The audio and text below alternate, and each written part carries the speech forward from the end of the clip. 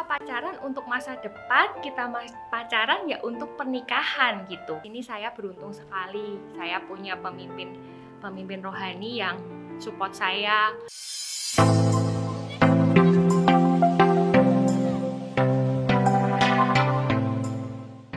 Jumpa lagi dengan acara A Story to Tell, sebuah program acara dari Gereja Pengharapan Allah yang menampilkan kesaksian-kesaksian bagaimana Tuhan menolong umatnya di masa-masa kesusahan. Dan kali ini kita akan mendengarkan sebuah kesaksian bagaimana dari sebuah peristiwa yang dia rasa sebuah kegagalan, tapi diubah Tuhan menjadi sebuah hal yang di luar dugaan. Bagaimana kisahnya? Kita akan langsung mendengarkan dari Nita. Selamat sore Nita. Ya, sore. Apa kabarnya sore ini? Puji Tuhan, Puji sehat. Mungkin Nita boleh diperkenalkan dulu dirinya ke para pemirsa di rumah. Ya, halo, nama saya Maria Injil Hendra Putri. Saya dipanggil Nita dan saya sekarang usia 29 tahun. 29 tahun. Nita juga seorang care leader ya? Iya. Ya. Nah, Nita sore ini mau ke kesaksian apa nih kira-kira? Jadi saya mau menceritakan cerita soal kegagalan ya, karena setiap orang pasti pernah ngalamin yang namanya kegagalan, apalagi mungkin kegagalan di dalam sebuah hubungan atau putus cinta itu pasti sering terjadi. Demikian juga pernah terjadi pada hidup saya dan saya sebagai gadis usia di akhir 20-an menjelang 30 pasti juga punya tekanan yang sangat banyak gitu ya, dari orang tua, dari teman-teman, ditanyain dan segala macam, pastinya juga berat. Dan di situ saya mengalami, saya sudah sempat pacaran 3 tahun, tetapi pada saat kami merencanakan pernikahan ternyata ada hal-hal yang tidak bisa kami satukan sehingga kami harus memutuskan untuk berpisah.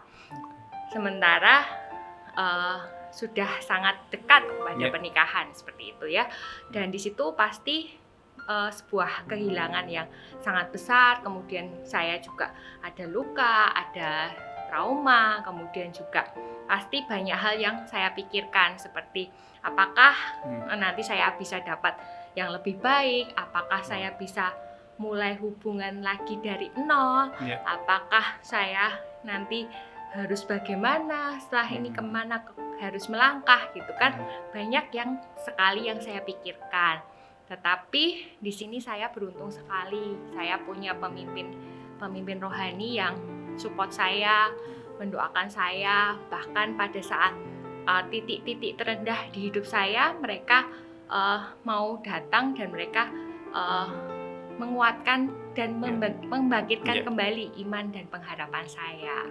Jadi di situ saya yang tadinya merasa down, kehilangan pengharapan, kehilangan sesuatu yang berharga, maksudnya sesuatu yang impian dan masa depan saya, tetapi di situ saya mendapatkan kekuatan yang baru dari pemimpin saya.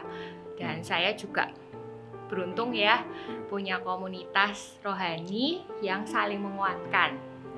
Jadi dalam sebuah komunitas rohani tentunya di situ ada yang namanya penerimaan, ada persahabatan, dan juga ada pengajaran-pengajaran, sehingga saya tidak merasa saya down itu terlalu lama, tetapi mereka menasihati saya dengan firman Tuhan. Pada saat saya galau, bukannya mereka menghakimi saya, oh ini karena kesalahan saya, oh ini karena mungkin kesalahan orang tua saya atau kesalahan apa saya tidak bisa melanjutkan hubungan ini, tetapi di situ mereka justru menguatkan Tuhan tuh punya rancangan yang terbaik. Mereka memberikan firman, bahkan ngajak doa. Pada saat saya susah makan, mereka kirim makanan, ngajak makan kayak gitu. Jadi saya merasa saya di dalam saat-saat terendah di hidup saya itu saya tidak merasa sendirian. Jadi disitulah saya mendapat kekuatan yang baru. Jadi secara garis besar boleh dikatakan bahwa dalam masa kesusahan Nita ada orang-orang yang tetap mensupport ya. Iya. Puji Tuhan, Bu. Jadi ada komunitas rohani. Ya, di mana kita bisa support dan di situ saya merasa dikuatkan sekali. Kalau boleh tahu perasaannya Nita waktu down dan disupport tuh rasanya gimana? Ya sangat terharu. Di situ saya tergabung di dalam tim kepemimpinan di komunitas rohani tersebut. Dan walaupun mereka anggota saya, tapi bukan berarti seorang pemimpin itu gak punya masalah gitu. Seorang pemimpin juga pernah yang namanya down. Pernah yang namanya mungkin punya masalah, dan di situ sangat membantu mereka itu tetap support, tetap doakan saya, tetap ngajak makan saya, dan di situ saya merasa saya punya semangat yang baru untuk melangkah ke depan. Terus setelah itu ada nggak peristiwa lain yang terlintas di hidupnya Nita gitu? Nah, jadi setelah beberapa bulan setelah itu pemimpin rohani saya itu menasihati saya untuk saya memperluas pergaulan. Saya tidak bergaul dengan hanya teman yang itu saja. Dan di situ saya bilang, oh iya juga ya, ternyata memang kita harus di umur-umur segini memperluas pergaulan, dan saya percaya pastinya ada berkat di dalam sebuah ketaatan.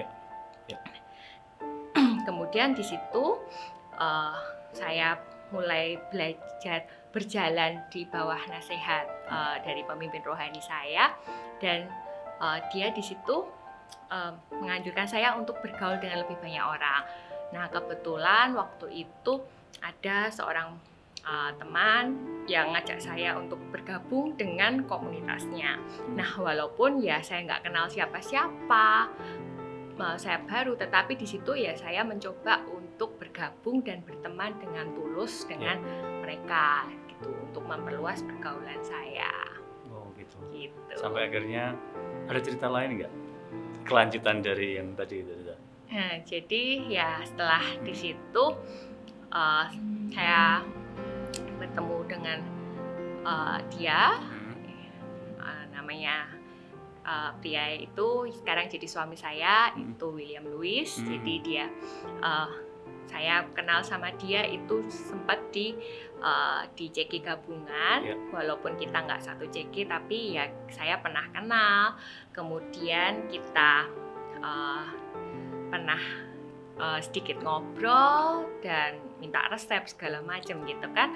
Kemudian ya setelah pada saat dia mengajak gitu, ya udah ayo kita main rame-rame, dan di situ saya mau untuk bergabung dengan komunitas yang lebih besar. Dan kenapa saya mau ada di dalam komunitas pertemanan yang lebih besar adalah karena saya ingin melihat benar-benar karakternya orang-orang seperti ini seperti apa sih, sifat mereka seperti apa sih, dan di situ memperkaya wawasan saya akan orang-orang yang baru juga, termasuk juga sifat dan karakter dari Ko William ini saya kenal di sebuah lingkup pertemanan yang besar ini, seperti itu.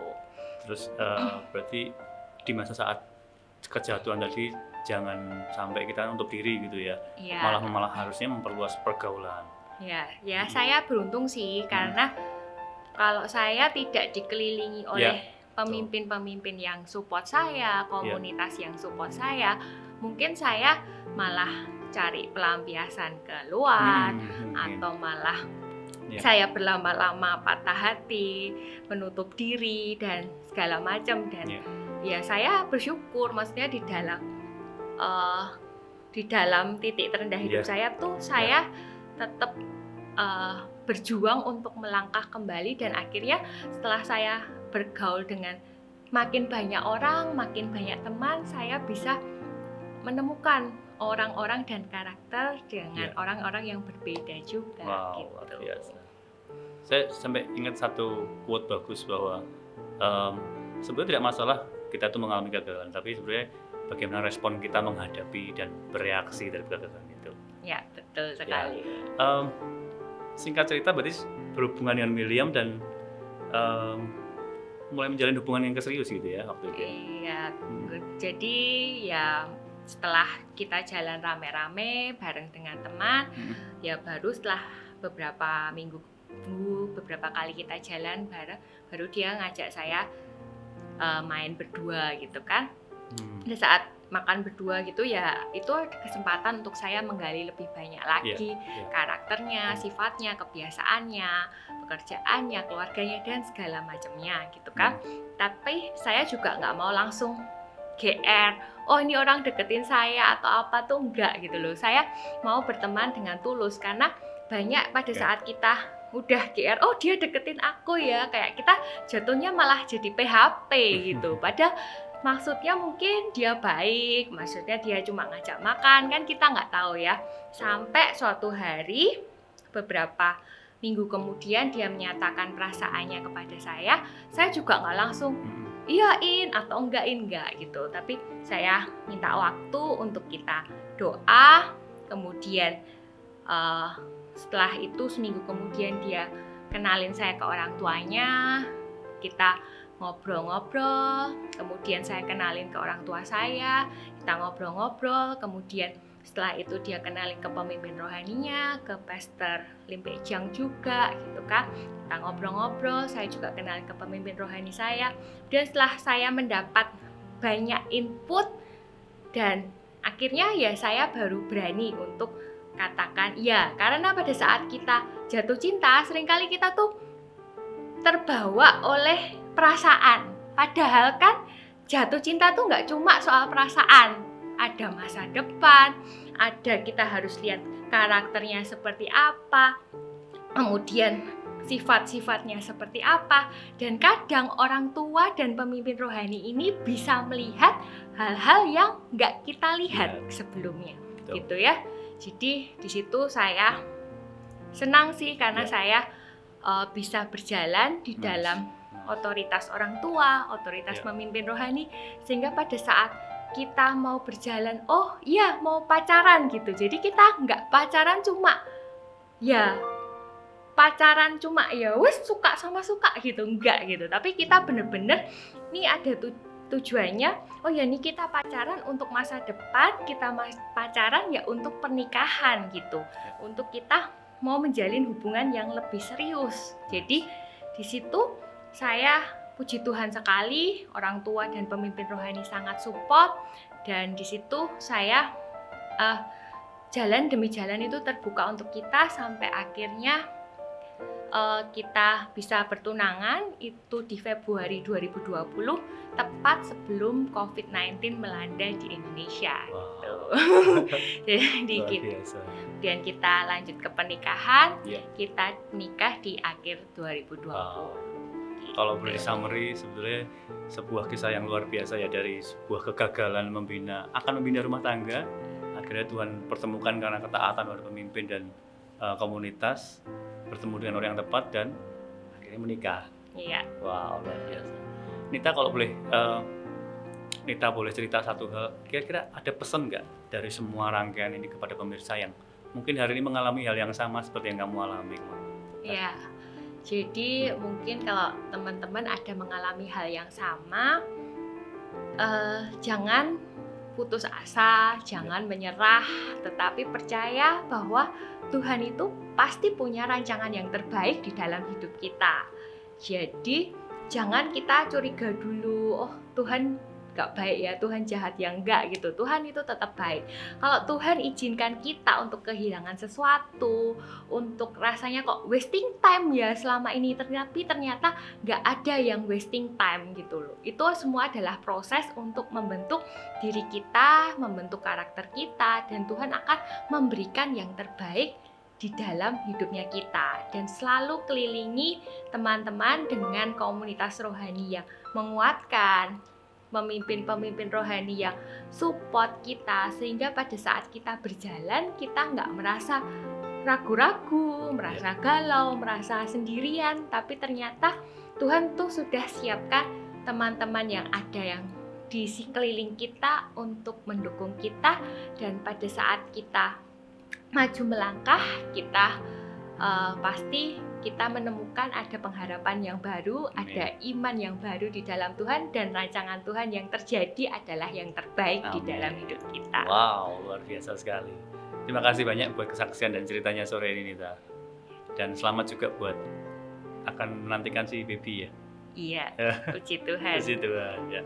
Demikian pemirsa cerita Story to Tell kali ini, dan kita akan bertemu dengan episode-episode Story to Tell berikutnya pada lain kesempatan. Terima kasih, Tuhan berkati. Terima kasih pemirsa, Anda masih setia mengikuti acara A Story to Tell. Kami percaya program ini dibuat untuk menjadi berkat buat banyak orang. Kalau saudara merasa diberkati oleh acara ini, saudara bisa membagikan link video ini pada saudara-saudara Anda dan pada kerabat Anda, supaya mereka juga mengenal kasih Tuhan melalui kesaksian-kesaksian yang ada. Yang kedua, Anda juga bisa menjadi ambil bagian dalam acara ini sebagai narasumber ketika saudara ditolong Tuhan dan ingin menyaksikan cinta kasih Tuhan pada banyak orang. Kami tunggu, silakan hubungi nomor yang tertera di bawah dan Tuhan memberkati.